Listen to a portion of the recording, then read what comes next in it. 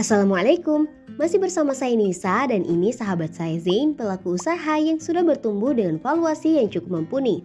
Skynova dan CB Insight melakukan survei kepada 492 owner startup dari berbagai negara pada tahun 2022 tentang alasan startup dan bisnis kecil gagal melanjutkan bisnisnya. Dari survei tersebut, terungkap 3 alasan startup gagal menjalankan bisnis di tahun 2022.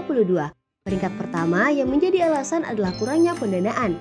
Kedua, gagal mengelola dana atau kehabisan dana operasional. Dan terakhir, dampak pandemi COVID-19 yang masih terasa. CNBC Indonesia merangkum beberapa startup Indonesia ternama tumbang meski telah mendapatkan pendanaan. Di antaranya adalah Airy Rooms, startup yang merekomendasikan hotel murah untuk masyarakat. Vilapa, platform jualan online khusus kerja dan tangan Indonesia. Ketiga, ada Stoko, startup yang menjual sembako secara online untuk bisnis kuliner. Terakhir, Sorabel, startup e-commerce fashion. Dan masih banyak lagi startup yang berguguran diakibatkan gagal dalam mengelola pendanaan atau kehabisan dana atau ran out of cash. Sahabat, pendanaan yang telah diperoleh dari investor haruslah dikelola dengan baik dan dialokasikan untuk pengembangan bisnis. Sahabat pendamping, beberapa hal yang harus diperhatikan setelah bisnis dampingan kita mendapatkan pendanaan dari investor. Pertama, memastikan realisasi penggunaan dana sesuai dengan rencana pengembangan bisnis. Penyalahgunaan dana atau side streaming akan berdampak negatif bagi bisnis dan menurunkan kepercayaan investor. Kedua, pendampingan dalam mengelola dana investasi dan keuangan. Investor berinvestasi pada bisnis dengan mengharapkan keuntungan di masa depan. Oleh karena itu, perusahaan dampingan perlu memiliki rencana jelas bagaimana mereka akan meningkatkan nilai perusahaan, menghasilkan pendapatan dan keuntungan untuk dibagikan kepada investor selaku shareholder.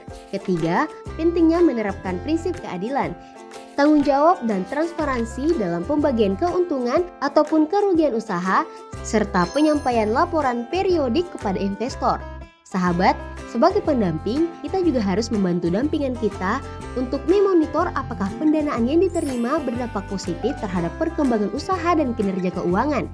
Apabila pendanaan dikelola dengan baik, maka target pengembangan bisnis bisa tercapai dan dapat memberikan return sesuai yang dijanjikan kepada investor. Dengan demikian, bisnis kita dapat dinilai memiliki reputasi baik dan semakin dipercaya oleh investor atau lembaga pendanaan. Pada pola pendanaan, peran pendamping ini sangatlah penting. Bahkan pada level startup yang sudah bertumbuh ke status unicorn seperti eVisionary pun mengumumkan Goldman Sachs yang secara eksklusif bertindak sebagai penasehat pendanaan. Inilah gambaran singkat pendampingan pengelolaan dana investasi yang harus dilakukan oleh seorang pendamping setelah bisnis dampingannya mendapatkan pendanaan dari investor. Sahabat pendamping bisa mendapatkan pengetahuan yang lebih komprehensif dalam modul pendampingan pengelolaan dana investasi. Semoga bermanfaat. Terima kasih dan sampai jumpa. Wassalamualaikum warahmatullahi wabarakatuh.